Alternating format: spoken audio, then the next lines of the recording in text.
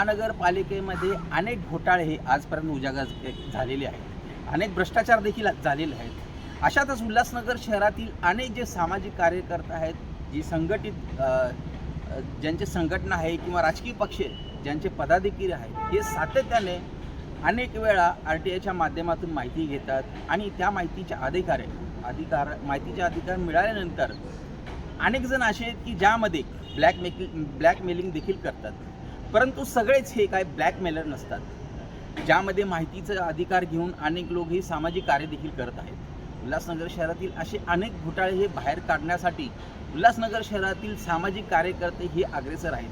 त्यामध्ये काही बदनाम आहेत, तर ते अनेक नामवंत देखील आहेत की ज्यांनी खरंच या उल्हासनगर शहराच्या विकासासाठी भरपूर काही कामं केलेली आहेत। सगळ्यांना एकच नजरेनं बघणं हे अत्यंत चुकीचं आहे। अशातच उल्हासनगर शहरामध्ये कोरोनाच्या नंतर अनेक ज्या इमारती होत्या त्या थांबल्या होत्या आणि त्याच्यानंतर ज्या इमारती बांधल्या गेल्या, परंतु त्या इमारतीचं काम पुढं न येण्याचं मुख्य कारण होतं की अनेक जे ब्लॅकमेलर RTI कार्यकर्ता होते त्यांनी उल्हासनगर महानगरपालिका म्हणा किंवा SDO कार्यालय म्हणा किंवा मंत्रालय म्हणा, इथे नगररचना खात्यामध्ये जाऊन तक्रारी केल्या होत्या, जेणेकरून त्या इमारतीची कामंही थांबली होती।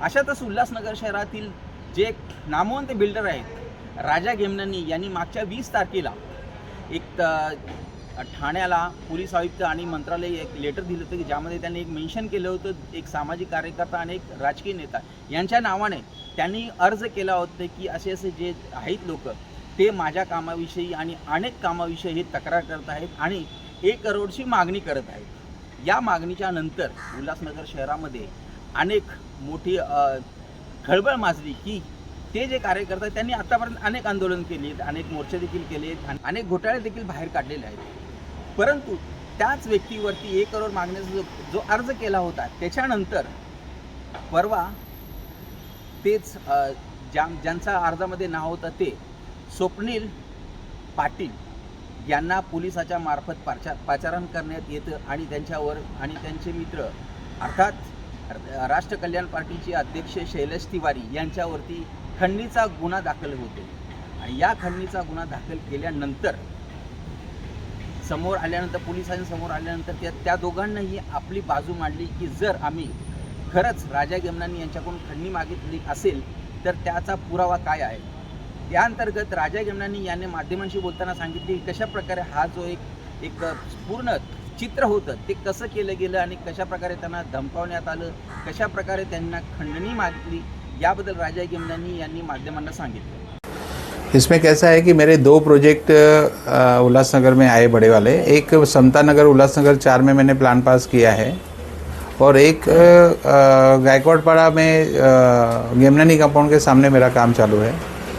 उसके अंदर इन्होंने मेरे से अगस्त के महीने से लेके मेरे को 2-3 बार उन्होंने बोलना कि हमको उल्लासनगर के अंदर तुमको काम करना है तो हम लोग किसी को भी छोड़ते नहीं हैं, तो आपके बड़े बड़े प्रोजेक्ट है तो हमको 1 करोड़ रुपये चाहिए, ऐसा 1 करोड़ रुपये का उनके तरफ से मुझे डिमांड था।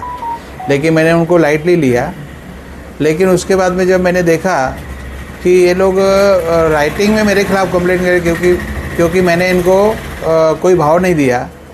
फिर राइटिंग में कंप्लेंट करने के बाद में जब इनके तरफ से मुझे लगा कि ये लोग अभी टॉर्चर करना चालू कर रहे हैं, तो मैंने इनका जो मांगा हुआ पैसा पूरा प्रकरण मैंने 20 तारीख को गृह विभाग के तरफ और बाकी डिपार्टमेंट के तरफ मैंने भेजा और वो सारा मीडिया में भी आया। और उसके बाद में फिर उसने मेरे पास एक आदमी भेजा कल यानी कि 27 तारीख को, और वो आदमी ने आके मेरे को बोला कि मैं स्वप्निल पाटिल की तरफ से आया हूँ और मुझे आपसे बात करवानी है। जब मेरे से बात करवाई उसने खुद के मोबाइल से, तो उसने मेरे से बात करने के बाद में अब वो 1 करोड़ का छोड़ दो, आप जो भी है आप 25 लाख दो और इस विषय को ख़त्म करो। और फिर वो जितना भी वाक़या था वो CCTV कैमरा में कैद हो गया। अभी वो आदमी कौन था और कैसे भेजा गया उसको मेरे पास, और फिर मेरे से उससे जब बात की तो मैंने आवाज़ पहचाना और पहचानने के बाद में मैंने उसको 5 लाख रुपए दिए और बाकी का पैसा आज देने के लिए उसको बुलाया था। लेकिन इन बिटवीन जब मैंने पुलिस के पास गया तो पुलिस का कहना था कि आप इतना सब होने के बाद में भी आपको FIR करना चाहिए, आप FIR दे दो आपका। फिर मैंने कल पुलिस स्टेशन में जाके ये सारा वाक़या सीसीटीवी कैमरा में जो कैद हुआ, उसके पहले की घटना, सारी घटना मैंने एफआईआर के अंदर दी हुई है और पुलिस ने आरोपियों के ऊपर गुना दाखिल किया है। किस किस के ऊपर एफआईआर दाखिल हुई है और कौन से कलम है? इनके ऊपर खंडनी के सारे कलम दाखिल हुए हैं और वो एफआईआर में सारे आ गए हैं और 2 लोगों का उसमें एफआईआर के अंदर नाम आया है। बाकी 6 अन्य हैं जिनकी पुलिस तलाश कर रही है और पुलिस इन्वेस्टिगेशन में सारा मामला सामने आ जाएगा और बहुत सारा सत्य है जो पुलिस में इन्वेस्टिगेशन में बाहर आएगा और मुझे विश्वास है कि पुलिस बहुत बारीकी से उसकी इन्वेस्टिगेशन करेगी कि इनका कंप्लेंट करने का मोटिव क्या है, ये पूरे शहर के अंदर क्यों कंप्लेंट करते, कितने लोगों की कंप्लेंट करते। मैं बोलूँगा कि पुलिस सारे लोगों को बुला के जिन जिन लोगों की इन्होंने तकरार की है उनकी स्टेटमेंट ले, अधिकारियों के ऊपर कैसे दबाव लाते हैं अधिकारियों की स्टेटमेंट ले, तो ये सारा जो मामला है और जो इनका काम धंधा है खंडनी मांगने का और पैसा मांगने का, वो सारा मामला सामने आएगा। लेकिन मुझे मेरे केस के बारे में ये कहना है कि पुलिस ने मेरी एफआईआर ली है, मुझे पुलिस के ऊपर पूरा विश्वास है कि पुलिस उन लोगों की बारीकी से जांच करेगी और जो दोषी है उनके ऊपर 100% कार्रवाई करेगी और मुझे न्याय देगी। तो अगर मैं फंसा रहा हूँ या उनको लगता है कि मुझे फंसाया जा रहा है, तो ये पूरे शहर को पता है कि 2019 से लेके 2024 तक इन्होंने कितने लोगों की तकरार की, कितने लोगों को इन्होंने फंसाया, कितने लोगों को इन्होंने ब्लैकमेल किया, कितने लोगों से इन्होंने पैसा लिया, ये पूरा जग जाहिर है, ये मीडिया को भी पता है। तो कौन किसको फंसा रहा है, कौन क्या कर रहा है, ये सारा मामला इन्वेस्टिगेशन का पार्ट है। इन्वेस्टिगेशन में ये सारी चीज़ें सामने आएगी और दोषियों के ऊपर कार्रवाई होगी, ऐसा मुझे विश्वास है। अमनानी यांनी सांगितलं की सातत्याने अशाच प्रकारे या उल्हासनगर शहरामध्ये ही लोक ब्लॅकमेलिंग करतात, अर्ज करतात आणि त्याच्यानंतर मांडवली करतात। अशा 2-3 त्यांनी बिल्डिंगची नावं देखील सांगितली की त्या बिल्डिंगची आता त्यांनी तक्रार केली होती आणि त्याच्यानंतर ती तक्रार मागे घेण्यात आली। असं कोकण आयोगामध्ये जी तक्रार केली होती ती त्यांनी वापस घेतलेली असं त्यांचं म्हणणं आहे। आणि राजा गमनानी यांनी आरोप केले आहे की स्वप्नील पाटील आणि शैलेश तिवारी आणि अन्य 6 जणांनी कशा प्रकारे त्यांना प्रताडित करून त्यांच्याकडून हप्ता मागितला होता, अर्थात खंडणी मागितली होती, ज्यामधील 5 लाख रुपये देण्यासाठी त्यांनी एका व्यक्तीला पुढं केलं। त्या व्यक्तीला पुढं करून त्यांना 5 लाख रुपये त्यांनी दिले आणि बाकीचे 20 लाख रुपये जे आहे ते उद्याच्या दिवसात देणार होते। परंतु अशातच पोलिसांच्या माध्यमातून त्यांनी तिथे जाऊन गुन्हा दाखल केला।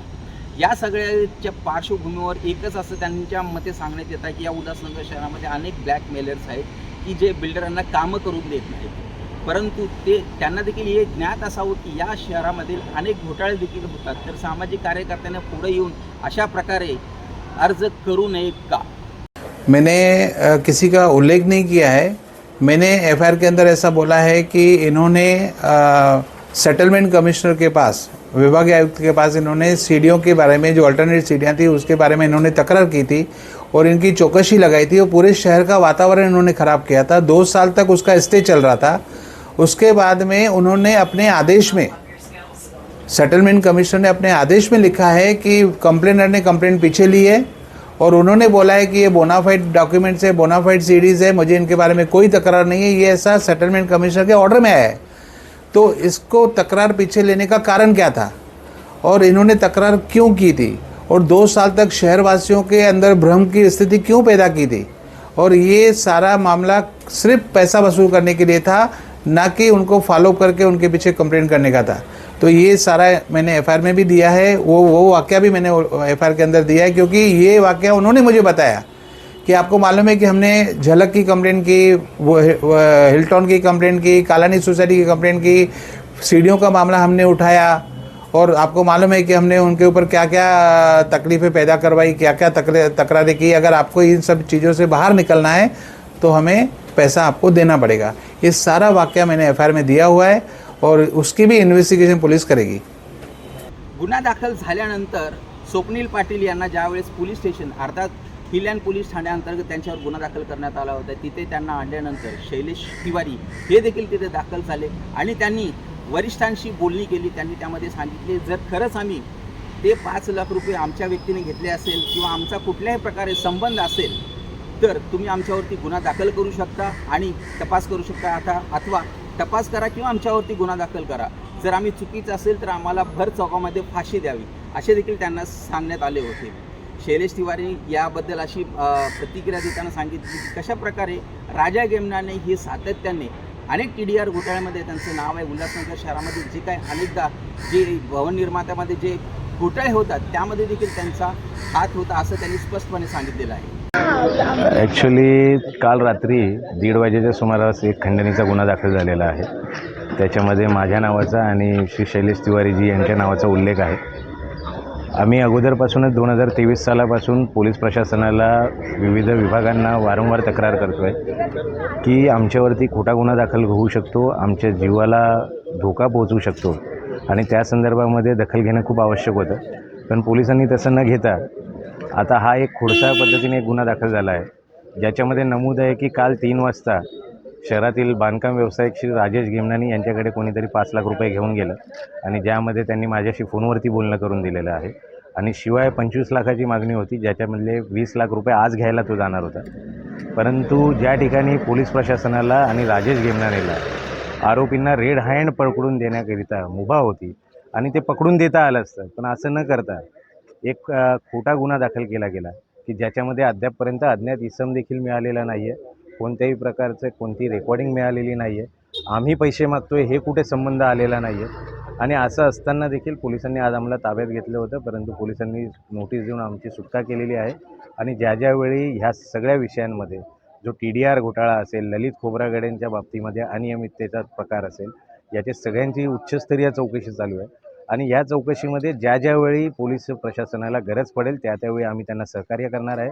आणि आम्ही देखील आमच्या पत्राद्वारे आत्ताच मागणी केलेली आहे की जो संबंधित इसम 5 लाख रुपये श्री राजेश गेमनानी जे काय बांधकाम व्यावसायिक असं म्हटले जातात ज्यांच्याकडनं घेऊन गेलेला आहे, तर त्या इसमाला पकडत तात्काळ त्याचा रिमांड घेत पूर्ण सखोल चौकशी करावी की जेणेकरून हा पूर्ण प्रकरण उघडकीस यावं आणि ह्यासाठी पूर्णपणे आम्ही पोलीस प्रशासनाच्या सोबत सहकार्य करत आहोत. धन्यवाद. त्याचप्रमाणे स्वप्नील पाटील यांनी आपली बाजू मांडताना सांगितले की आम्ही उल्हासनगर शहरामध्ये गेले 2019 पासून या उल्हासनगर शहरामधील अनेक जे घोटाळे होतात त्याच्यासाठी फक्त उल्हासनगरच नव्हे तर अनेक ठिकाणी जाऊन आम्ही आंदोलन करतो, मोर्चे करतो आणि उल्हासनगर शहरामधील जे काही सामाजिक काम होत असेल त्याप्रमाणे आम्ही काम करत असतो. परंतु हा जो गुन्हा दाखल केलेला गेला हा खोटा गुन्हा आहे आणि या खोट्या गुन्ह्याची पूर्णपणे चौकशी करण्यात यावी की कशा प्रकारे तो माणूस कोण होता, CCTV फुटेज म्हणजे कोणत्या माणसाला दाखवले गेले की कोणी 5 लाख रुपये घेऊन गेले होते याचा पूर्णपणे तपास करण्यात यावा, अन्यथा येणाऱ्या काळामध्ये मोठं आंदोलन उभं करण्याची देखील त्यांनी ग्वाही दिलेली आहे. आपको यहाँ लाया गया था? देखिए, अभी उल्लासनगर की स्थिति तो आपको पता ही है कि जब जब कोई समाज सेवी इस चीज़ को लेता है तो उसको खोटे गुने में फंसाना, ये करना, ये उल्लासनगर का रीति रिवाज में आता है. अब राजा गेमनानी कितने बड़े पुजारी हैं, सेटलमेंट बादशाह हैं, बताने की ज़रूरत ये पूरा उल्लासनगर जानता है.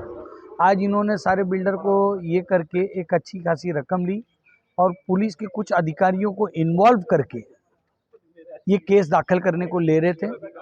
पर हम लोग का भी ये है कि हमारा कहीं पे भी संभाषण दिखाएं कि हमने किसी से कोई मांगनी की है. सारी चीज़ें आज उल्लासनगर पे सारे विषय पे चर्चा की. ये विषय क्या है, हम उल्लासनगर के लिए क्या मांग रहे हैं. 18 DP रोड पे बिल्डिंग बनी है, झलक आपके सामने है, यही लोग प्लान दिए, हमने तकरार की है तो आज उस पर ये हुआ कि बोगस है. समझे, 18 DP पे प्लान पास करके OCCC दे रहे, उस पर हमने आवाज़ उठाई. 100 करोड़ के ऊपर के TDR घोटाले हैं, उसमें शायद राजा गेमनानी के भी होंगे, पर बिल्डर्स की जो तकरार है वो हमने किया कि बोगस कामकाज हो रहा है ये बताने का हमने कोशिश किया. तो आज बोगस कंप्लेंट तैयार किया कि कोई तो भी 5 लाख लेके जा रहा है हमारे नाम पे. ठीक है, हमारे कहीं संभाषण है, हमारे कहीं कुछ है तो बताइए आप, हमको चौक पे फांसी दे दी जाए, उसके लिए भी नहीं. आज भी जब हमको बुलाया गया यहाँ पे लेके, स्वप्नील पाटिल को विदाउट नोटिस दिए गए यहाँ पे लेके आया गया, इसकी जानकारी मिलती मैं भी यहाँ पे आया तो मालूम पड़ा मेरे नाम पे भी काम. तो मैंने साहब को एक ही चीज़ बुलाऊँ कि आपके पास दोनों अधिकार हैं. एक तो आप अटक करके तपास कीजिए, दूसरा तपास करके अटक कीजिए. दोनों के लिए आप स्वतंत्र. आपको लगता है कि हमें अटक करना चाहिए तो आप अटक कीजिए और तपास कीजिए. जो भी है दूध का दूध पानी का पानी होना चाहिए. हमारा कहीं संभाषण बताए कि हमने किसी से 1 रुपये की भी मांगनी की, भर चौक पे फांसी दे, क्योंकि हम लोग को भी मालूम कि हम सच्चाई के लिए लड़ रहे हैं. और जो भी तथ्य हमने सामने लेके आए हैं उस वक्त कारपोरेशन खुद उसमें मुकेबल गिरी है, ये बताने की जरूरत नहीं. झलक आपके सामने जीता जाता उदाहरण है. आज DP रोड पे दुनियादारी हो रही, क्या ये सही है? उल्लासनगर के हित में है? रोड रास्ते के साथ छेड़छाड़ हो रही है और इसके खिलाफ आवाज उठा रहे हैं, तो पुलिस में अटकाने का प्रयास कर रहा है। इसमें कुछ उच्च स्तरीय अधिकारी भी इसमें इन्वॉल्व है, अच्छी खासी सुपारी गई है, ये मेरा पूरा है। इसका जांच होना चाहिए एसआईटी के मार्फत। ऐसी हमारी आने वाले समय में मांगनी होगी कि कौन कौन अधिकारी इसमें इन्वॉल्व है, कौन सा अर्जी दे के खोटे नाटे ये सब बनावटी किए जा रहे हैं। और पहली बात, जो आदमी 5 लाख लेते दिखा तो उसकी भी खकोल चौकसी होनी चाहिए। ये आदमी आया कहाँ से, किसके आदमी से, और ये पैसा लेके गया कहाँ पे, ये सारी जांच का विषय है। और ये जांच जब तक नहीं होगी तब तक हम लोग पूरे अड़े रहेंगे। ठीक है, हम तो पेश कर रहे हैं, लेकिन ये जो मैनिपुलेटिंग हुई है ये भी सामने लोगों के, जनता के बीच में आने चाहिए। क्या वास्तव में हमने पैसे मांगे हैं कि नहीं, ये पहला ये आता है। और जो ये फंसाने का प्रयास कर रहा है तो इनके पर भी गुना दाखिल होना चाहिए, ऐसा हमारा पूरा प्रयास रहेगा। और जो भी अधिकारी इसमें इन्वॉल्व है उसको भी मेरी चेतावनी है कि आपका आज आपका रहेगा तो कल हमारा रहेगा। ठीक है, आप खोंडे कुछ देर के लिए आप है, सत्य को बोलते हैं परेशान किया जा सकता है, पराजित नहीं, सत्यमेव जयते।